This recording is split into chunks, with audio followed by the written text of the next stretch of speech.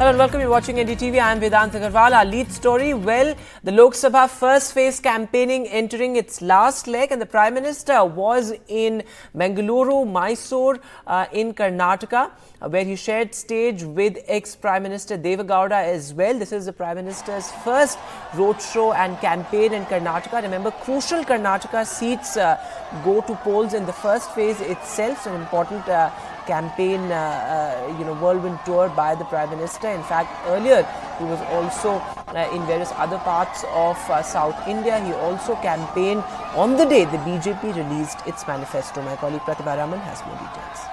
This is BJP's stronghold that we are talking of, coastal Karnataka belt, and it is Mangaluru there where BJP has a strong dominant presence.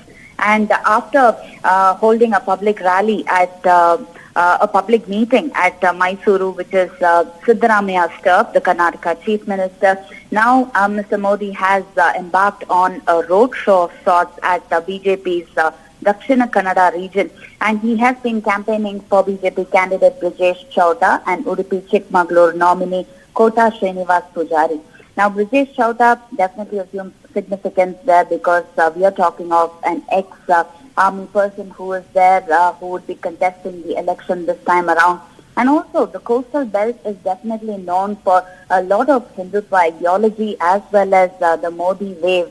And what better way to kickstart the day with a campaign at BJP's stronghold, and that is Dakshina Kannada region. He did talk about Modi's guarantees at Mysuru. All eyes are on how the Modi guarantees versus Siddaramaiah guarantees would really play out, especially with the recent victory of the Congress in the Assembly election. The BJP is trying to leave no stone unturned ahead of the Lok Sabha election by talking about Modi guarantees versus Siddaramaiah guarantees becoming the poll plank ahead of the Lok Sabha election. Yeah. And the other big political headline, the BJP released its manifesto on Sunday. The Prime Minister, along with the Chief of the Manifesto Committee, Rajnath Singh, released the manifesto. Of course, the key theme was Modi ki guarantee, which was front and center as far as the manifesto is concerned. Other than that, predictable themes, including Uniform Civil Code, also the implementation of the Citizenship Amendment Act and One Nation, One Election, all found their way into the BJP's manifesto. My colleague Vasudha Venugopal has this report.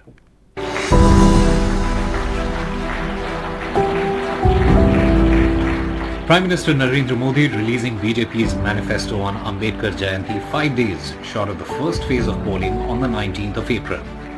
As expected, the focus is on Modi ki guarantees. The 76-page manifesto is the foundation for Modi's Viksit Bharat by 2047 roadmap. ऐसी सरकार जो देश को आर्थिक रूप से भी समृद्ध बनाए, ऐसी सरकार जो देश को विकसित भारत की तरफ तेज गति से ले जाए।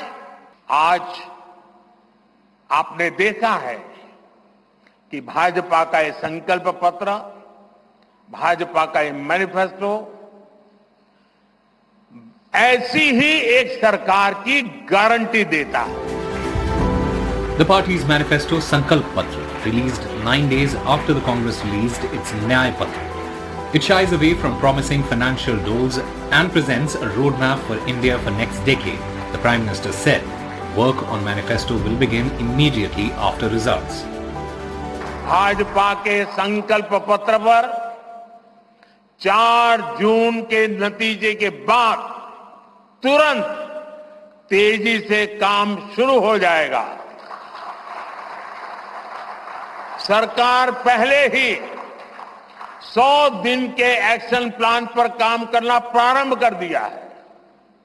देश के लोगों का एम्बिशन, देश के 140 करोड़ वासियों का अपना एम्बिशन, ये मोदी का मिशन है। Some important promises made by the BJP this year includes making India a manufacturing hub, expanding Ayushman Bharat health insurance to all above 70 years of age and transgenders. It reiterates promises of Uniform Civil Code, Citizenship Amendment Act, and doesn't mention NRC. It's a very different kind of manifesto or Sankalp Patra. The 69 pages spell out both what has been done in the first 10 years and what is proposed to be done now. It is a vision document. It clearly sets out what we've done, what we propose to do. The opposition has, however, lashed out at the government, calling the manifesto a maafinama, alleging the Prime Minister was changing goalposts. किसानों की आमदनी double करूंगा ये उन्होंने कहा था, वही guarantee और एमएसपी मैं बढ़ाऊंगा और एमएसपी को मैं लीगल स्टेटस दूंगा ये कहा था, यही उसकी guarantee.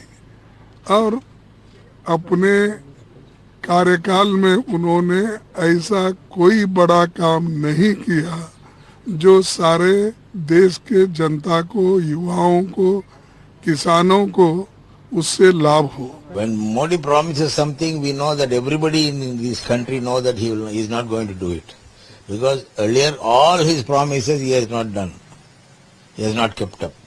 So Modi's promise will be a joke. That's all. But one thing, the one nation, one election is an attempt to thwart the unity in diversity, which is the pride of this country. What they are doing in Kashmir, they want to do in every state. 10 years on, from expanding welfare and infrastructure to reiterating a uniform civil code and one nation, one poll, the BJP manifesto signals continuity amid change, with Prime Minister Modi himself flagging what he termed as a mindset change from one of desperation under previous regimes to that of confidence under his government. With Vasudha Venugopal, Bureau Report, NDTV. Meanwhile, opposition leaders on the campaign trail. Priyanka Gandhi was in Rajasthan's Jalore on Sunday, of course a crucial constituency for the Congress, where ex-Chief Minister Ashok Gehlot's son Vaibhav Gehlot is contesting from. Priyanka Gandhi in her rally said that the Prime Minister is cut off from India's reality. Take a look. मुझे लगता है कि कुछ हो गया है मोदी जी को, समझ नहीं पा रहे हैं। क्या होता है ना, कई बार इतनी सत्ता हो जाती है कि लोग सच्चाई बताते ही नहीं है, घिर जाता है इंसान, चाहे उसके संघर्ष की कुछ भी उसका अनुभव होता है, लेकिन जब सत्ता इतनी हो जाती है लोग डरते हैं, अधिकारी डरते हैं, जो साथ में काम करते हैं वो डरते हैं कि असलियत न बताएं, तो वो इंसान कट जाता है जनता से।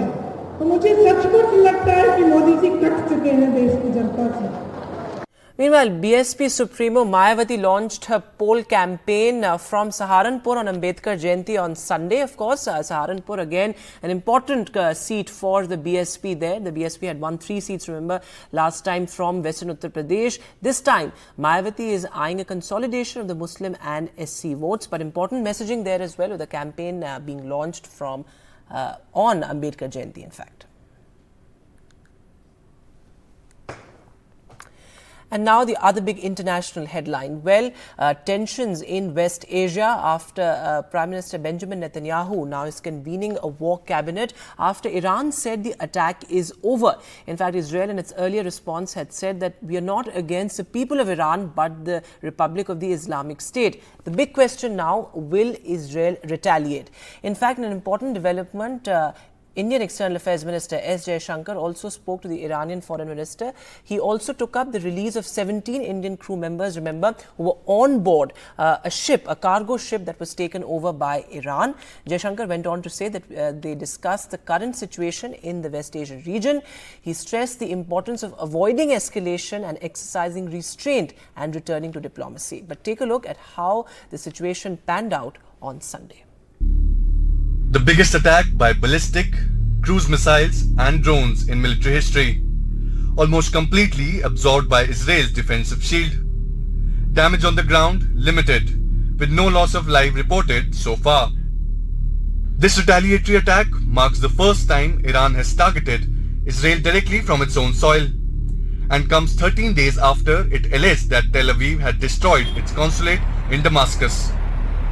US President Joe Biden has said that US forces played a significant role in helping to intercept the drones and missiles. Mr. President, are American troops at risk as well?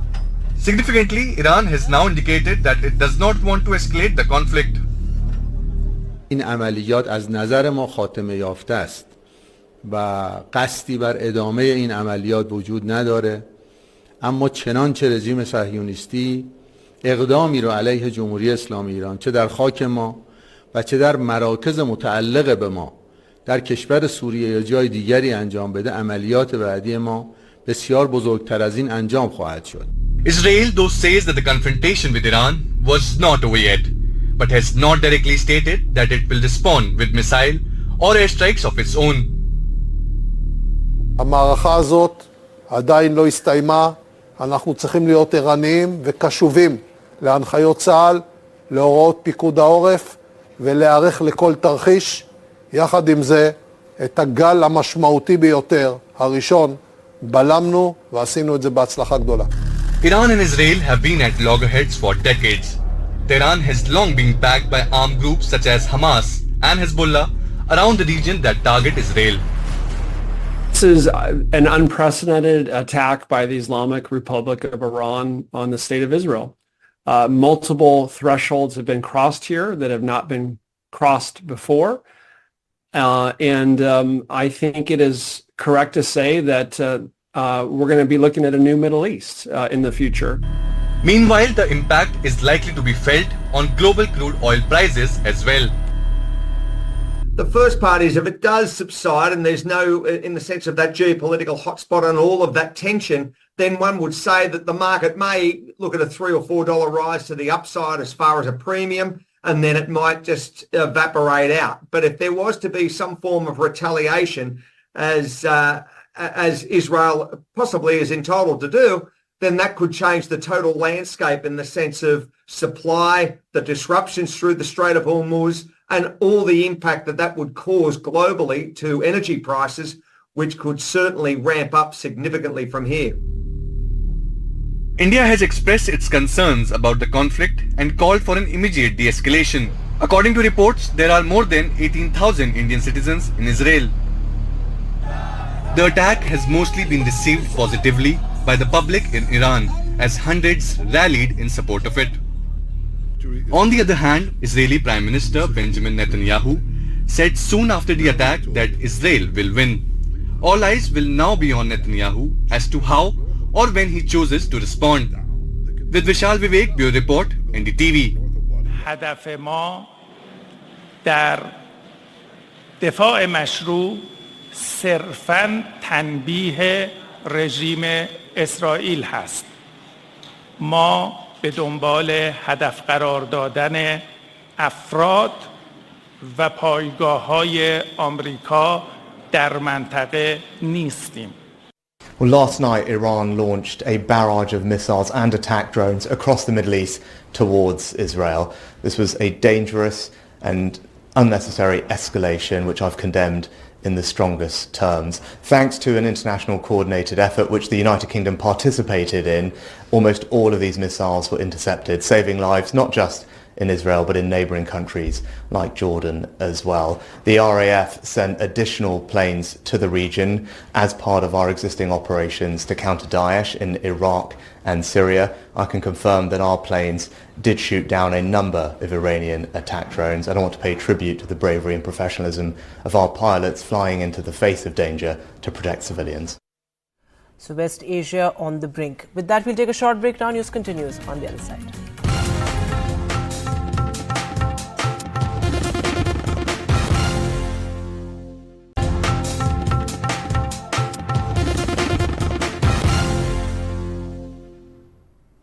Welcome back. News now from Mumbai. Actor Salman Khan's house was in the line of fire. Two unknown attackers fired shots at Salman Khan's residence on Sunday. This happened around 5 a.m. in the morning. In fact, these are the pictures that you see on your screen of the shooters who have now been identified. They're still on the run. Meanwhile, the Mumbai police says that the bike has been recovered. Chief Minister Eknath Shinde, meanwhile, has directed the Mumbai police to ramp up Salman Khan's security. Here's a report. Superstar Salman Khan's house in the line of fire. Gunshots heard early this morning around 5 a.m. The police say two unknown bikers fired 5 rounds in the air and sped away. 4 shells and 1 live bullet were found by the forensic team.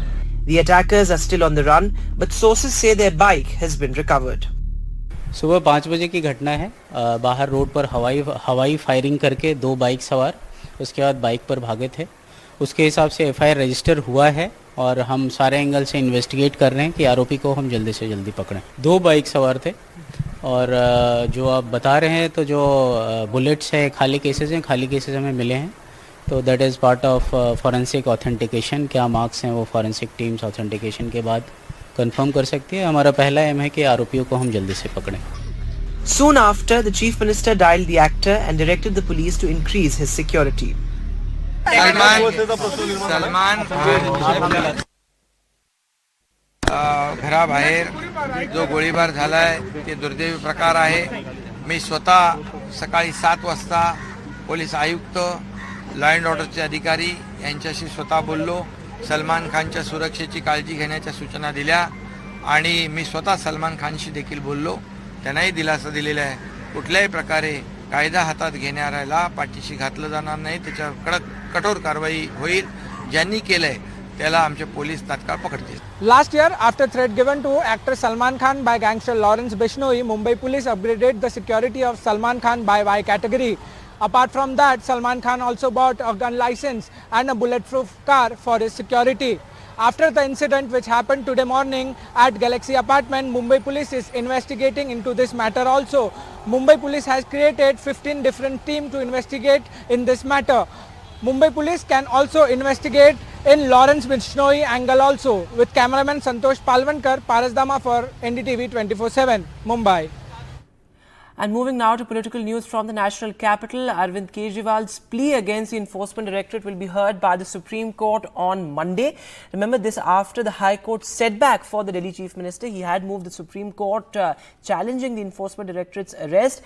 Remember the High Court had said that the Enforcement Directorate, the central agency, has enough material, enough evidence to justify arrest. In fact, it came down heavily on Chief Minister Arvind Kejriwal, saying that there is no separate rule or separate law for a sitting Chief Minister. The Supreme Court also earlier had refused to hear Arvind Kejriwal's plea urgently, had refused an urgent listing, but it will be hearing that plea on Monday. Aishwarya is now joining us live on the phone line. So Aishwarya, an important day for Kejriwal on Monday, of course this after multiple setbacks from court. Well, certainly tomorrow being a very important day for Arvind Kejriwal, as there are simultaneous 2 developments that will be happening. One, Arvind Kejriwal will be produced by the Enforcement Directorate to the Rouse Avenue Court as his judicial custody is ending tomorrow. On the other side, it is Arvind Kejriwal who had challenged the Delhi High Court order which dismissed the plea in which Arvind Kejriwal challenged his arrest, saying that the way Enforcement Directorate arrested him was illegal, and Delhi High Court clearly gave order against them. So Supreme Court will be hearing that plea as well of Arvind Kejriwal. It would be very important to see that on what grounds Arvind Kejriwal's counsel appear in front of the Supreme Court and what they challenges. But certainly Arvind Kejriwal, the custody of Arvind Kejriwal will be further sought by the Enforcement Directorate tomorrow at the Rouse Avenue Court, as his judicial custody will be ending tomorrow. Aishwarya, thanks very much for joining us with that update.